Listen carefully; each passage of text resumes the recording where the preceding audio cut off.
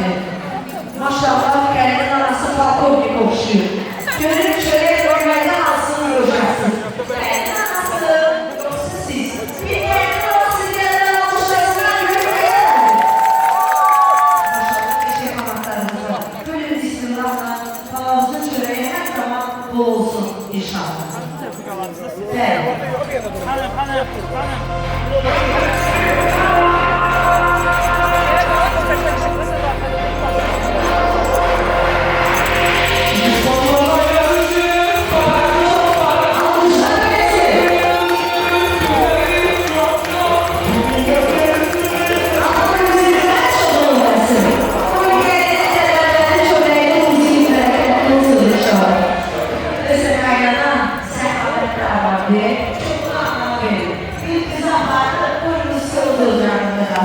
İnşallah.